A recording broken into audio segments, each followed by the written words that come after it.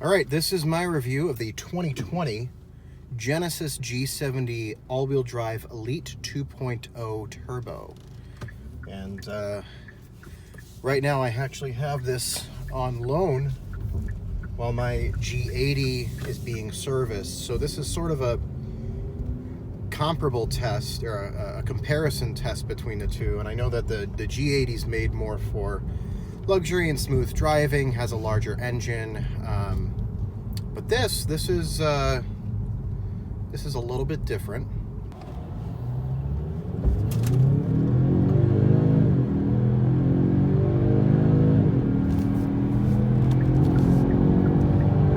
So my first impressions are, this is a $43,000 sticker price car. This is the Elite package. So this Elite package has the 15-piece Lexicon sound system. It has the bigger touch screen. It has the sunroof. Nice seats. The seats are fairly comfortable. All the materials are fairly soft touch materials. No wood accents. A lot of metal trim. Some plastic, shiny plastic trim in some places, but for the most part, it's a nice place to be. It's definitely a nice first attempt from Genesis to create a comparable vehicle to the 3 Series. At $43,000 though, with a 2-liter engine, it kind of makes me wonder where they were going with that, honestly. So I'm driving this car, and the one thing I notice is in my Genesis G80, yes, I know there's going to be people who say that, yes, the G80 is slower, and sure, it's slower, but it has a 3.8 liter 6-cylinder engine that has no lag off the line, and has 311 horsepower. This is putting out 254-ish, I want to say. And I'm going to pull onto the highway right now, and I'll put my foot down, and the one thing that's kind of sad is the pickup speed. It's not that, it's got like some pickup, but it doesn't give you like confidence that you're gonna be as fast as you think you're going to be. So getting onto the highway here, this is the first time taking it to highway speeds. Fairly smooth, not bad.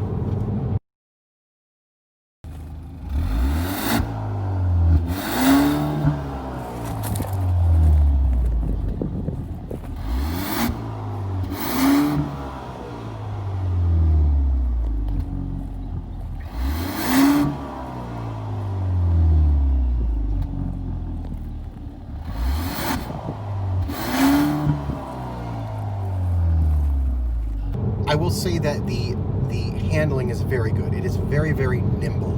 It can carve a street very easily. It can cut in quickly. It feels lightweight.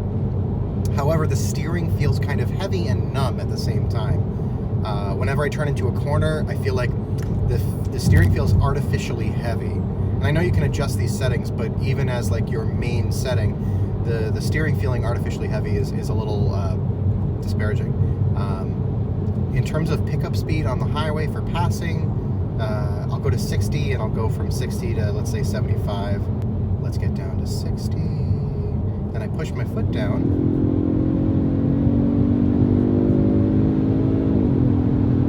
Ooh! It actually still pulls at higher revs, so definitely at higher speeds, this can pass very well. But off the line, earlier, I did a standstill start with my wife, and I put my foot down, and we both waited for something to happen, and nothing happened. It just sort of seemed like the biggest bout of turbo lag I'd seen in a long time. Something that I do like about this car is it's very stylish. It's very sporty. It makes you turn your head, and it makes you say, what is that thing? The screen placement is perfect. It's perfect arm's reach away. The buttons seem fine. They all make sense.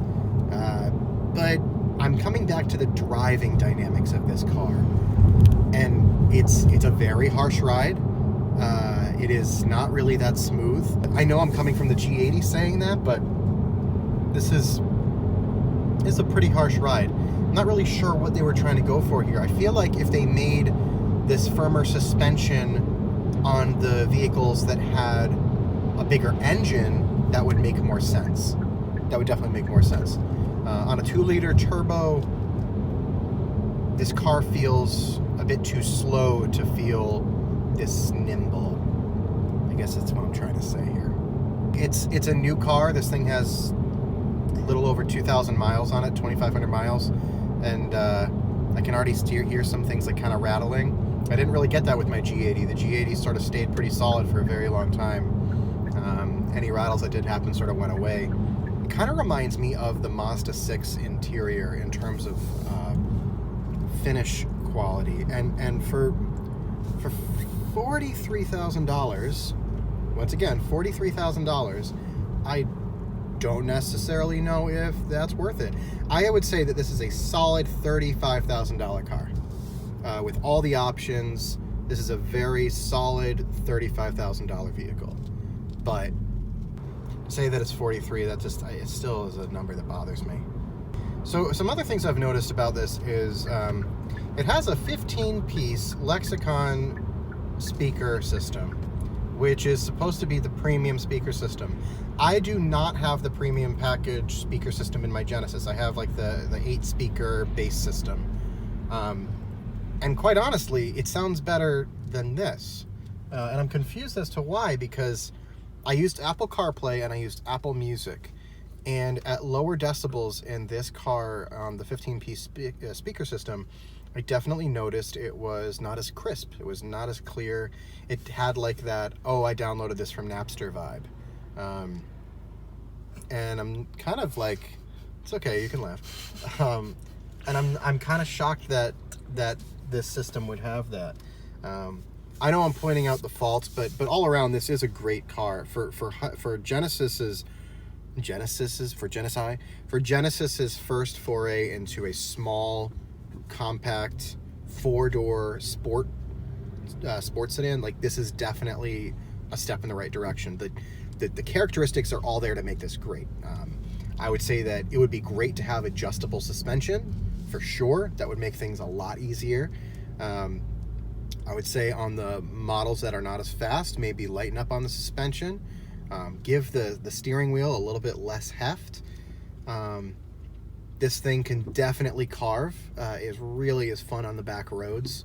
The rear seats have, okay space, but not necessarily the most legroom. I'm not that tall and it's pretty tight back there, but you do get this cool little thing that moves the seat forward and back from the back seat. Probably annoying if you have kids though. Let's check out the front. You can see the sunroof up there.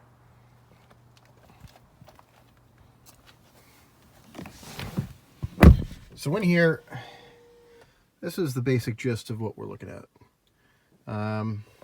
Pretty simple dials.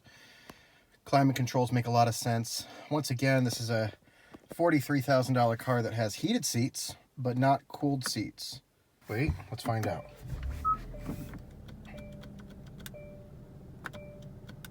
Nope. Does not have cooled seats. So a lot of this is nice, that plastic leathery blend feel, soft plastics, nice stitching on the seats. You can see the GPS sort of sticks through up here. This is some of that sort of hard, shiny gloss piano black plastic. Look through here. Something else too, though. So it's got no manual mode down here on the shifter. Up here we've got the paddle shifters, right? So if you're in any mode that you're in and you pull on the shifter, it's going to shift down to 1 or 2 or 3 all the way up to 8. But there's no setting anywhere to keep it in manual mode. You can't shift the shifter left or right, and when you do shift, that's all you get. You don't get some in-between mode. You just have that. And if you want to put it in park, you've got to push park. Strange.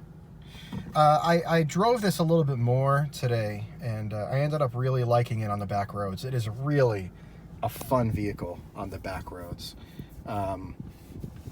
Maybe my qualms are the extras and the price on this vehicle, because it really is a decent car. It's fun. It's just peppy enough. It's not bad. And then you've got a cool sunroof up here. Simple one button right here will open the shade, and then as well as the sunroof itself. It's got a nice guard up here as well. Just really quick, just to look through the menus on here. You push your menu button here. You can go through, you can see your compass, you can see your lane keeping assist, your driver's attention systems, and your tire pressure. If you go one more on the menu, you have all your driver assistance settings, which is nice. This car does have great lane keeping assistance and forward collision. This does a really good job with all the automated systems, especially since that comes standard. Back out, let's see. The only thing is, I noticed inconvenience, the easy seat access for when you get in and out of the vehicle. It's supposed to move. I have it set to extended in this vehicle, and the seat does not move. The steering wheel moves, but the seat does not move. I'm not really sure about why that is. Let's move out here. You have your different modes down here to use. You can turn your automatic start stop off over here. Auto hold holds it at a red light for you. You just push that at the beginning of using the car, and it'll stay on for the remainder of your drive. You just push the brake down and it'll hold it. You have your drive mode select. It moves left and right. When you move left, you can see up here you have Smart, Eco, Comfort, Sport, and Custom, which you can actually adjust over here. So when you go through, you can see the different, you have Smart, Eco, Comfort, Sport, Custom. You can change the settings, and you can change the powertrain, the steering, and the all-wheel drive system, so it puts more of the power to the rear wheels when you have it in Sport. Comfort steering, you can have Sport steering, but once again, it already feels pretty heavy. And the powertrain in Sport, you could have it in these other ones as well, Comfort or Eco. So that's how you can program your own drive mode in this vehicle as well. Well, that's my review of the 2020 Genesis G70 2.0 Turbo Elite. I hope you enjoyed. I do apologize for the camera shake in this video. I know there was a lot of it. The camera mount wasn't set up properly this time, but we usually don't have an issue with that. If you like this video, please be sure to like and subscribe to my channel. I put out a lot of new videos, and I like to incorporate a lot of drone videography as well. So I hope to see you soon. Thanks.